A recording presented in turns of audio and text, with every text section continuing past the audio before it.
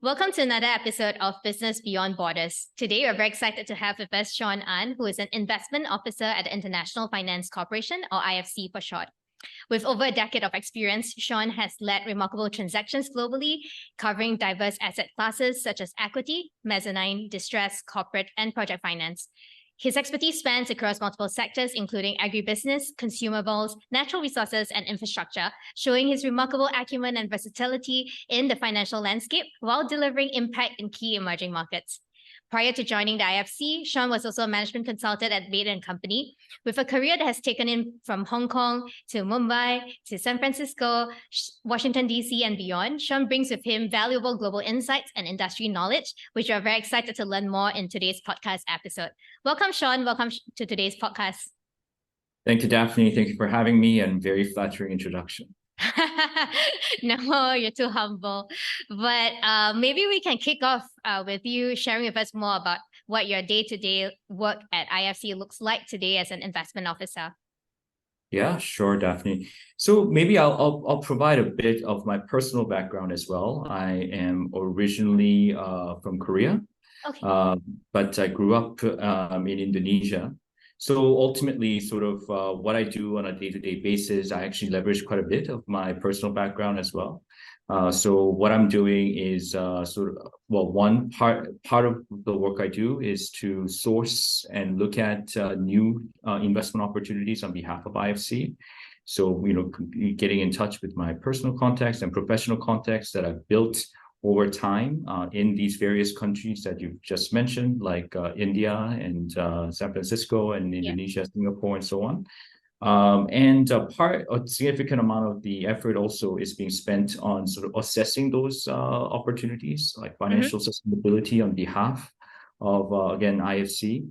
Also, perhaps for the listeners to be, maybe I'll just give a quick introduction of what IFC does. IFC is the private sector investment arm of the World Bank Group, and therefore we invest in various types of instruments, including common equity, mezzanine, and debt. But at the same time, we are a development institution, and what we do is to create international development through these investments. So that's in a nutshell what I do at IFC. Very nice. And what made you decide to embark on a career journey and join IFC? So going back to my personal background, I grew up in Indonesia, although I'm Korean by nationality. So I've been exposed to emerging markets in the sense that Indonesia was and still is, a developing country. I was very passionate about working in Indonesia when I grew up, but also at the same time, I wanted to do it at an international organization. So that's part of the reason why I applied to IFC after business school, and I was fortunate enough to get an opportunity to join about 11 years ago. Very nice, very nice. And I think your career at IFC has taken you to many different countries that you have also alluded to earlier, from Hong Kong, Singapore, Washington, D.C., Mumbai. How was your experience working in all these different countries, and how do you think through or adapt your investment strategies while working in these diverse markets? I think overall, like a good investment and good sponsor for any investment is a good sponsor, and a good company in any geography, right? I mean, regardless of whether it's in Mumbai or San Francisco, Washington, Singapore, where have you. So that fundamentals don't change, but I think what does change is sort of how you interact with them, adjusting a little bit to the cultural norms. And sort of reading some of the body language, and trying to get also build a relationship with them, because ultimately, what we are trying to do at IFC is not just to do one-time transaction, but actually to build a relationship so that we can support these companies to do better in those markets. And as a result, also create international development. So I think that's sort of at a high level. There are certainly certain small things that you need to be aware of when you are working in these different countries. But again, fundamentally, a good company is a good company anywhere. Yeah. Could you share with us an example of some of these cultural nuances that you have observed maybe in one of the markets?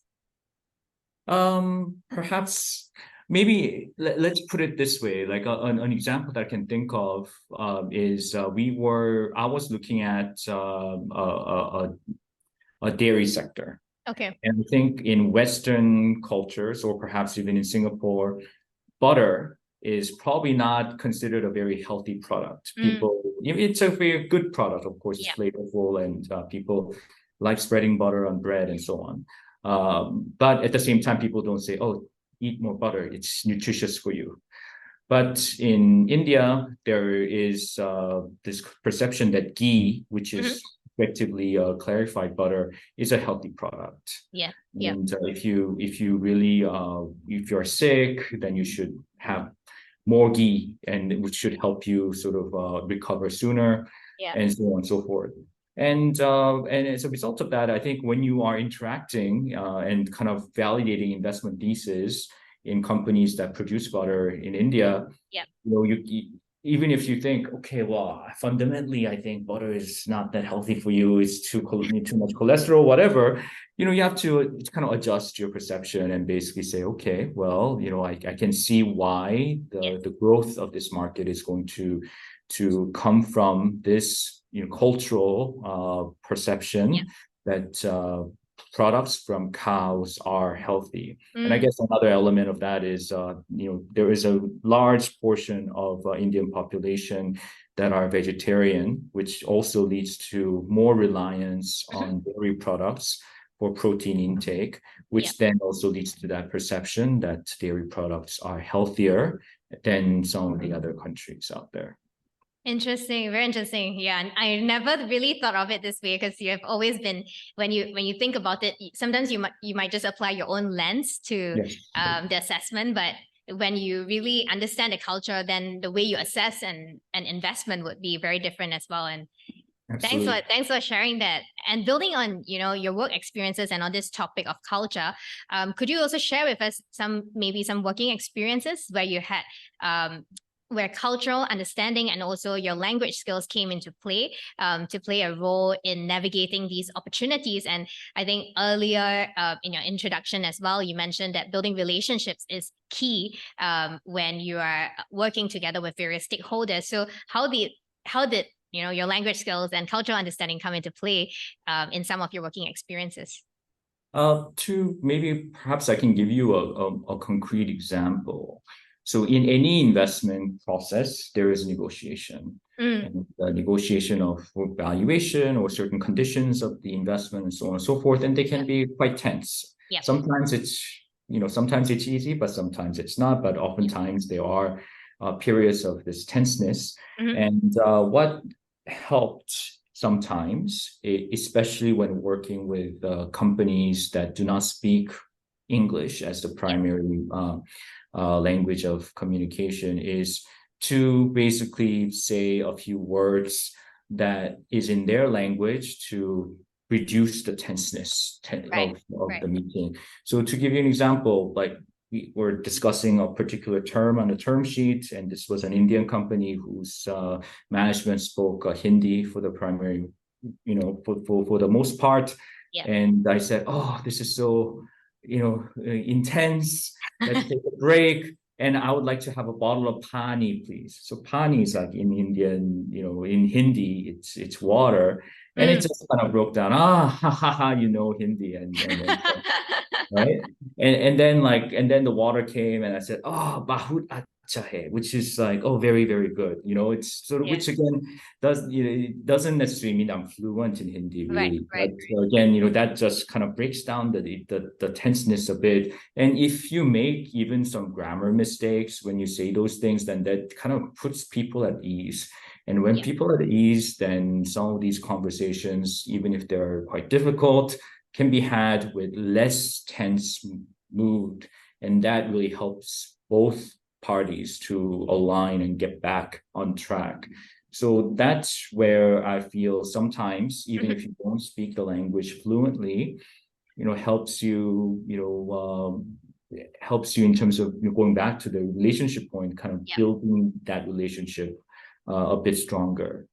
Very nice, very nice. And what do you enjoy most about your role today? So kind of related to this is really, the fact that it's a global role Yeah. with global colleagues from various different backgrounds and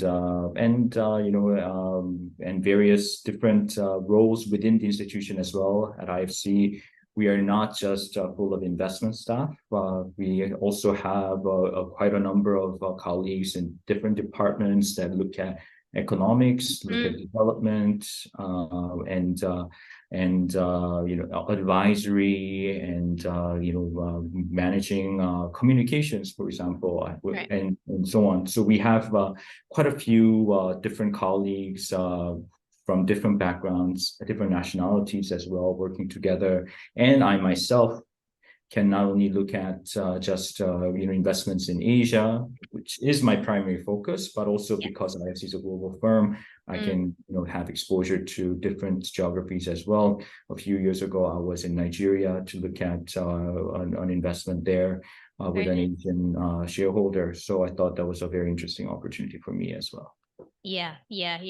And talking about, projects and deals that you work with, how do you typically measure the success of each project? And at the same time, how do you ensure that this deal or project that you're on is a sustainable one in terms of impact?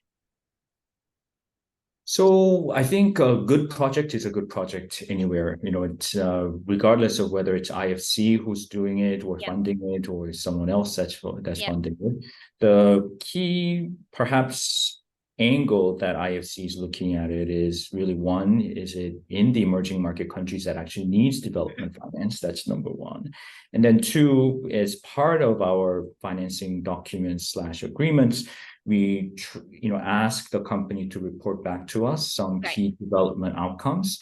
So for example, in let's say a dairy company, they usually don't produce milk by themselves. They reach out to thousands, if not hundreds of thousands of smallholder farmers, and they collect that milk, and then they process it to make butter that we just spoke about. So then we want the company to let us know how many farmers do they engage with on an annual basis. And as a result of IFC's investment, and they're expanding with the number of farmers that they reach out to that go, and that becomes a measurement for us to get a sense of how developmental the project was. Okay. And when making decisions and evaluating opportunities, how do you then balance between financial outcomes and development impact? So I think it's a bit of a misnomer to think there's a balancing act, per se, because I think if it's a financially sustainable project, it can be equally, if not more, developmental. And it's not for us to say, oh, although this project is highly developmental, it's not going to generate returns. I think the key, and perhaps just to put it in a slightly different context, let's say, Daphne, put yourself in the shoes. You have a pot of money to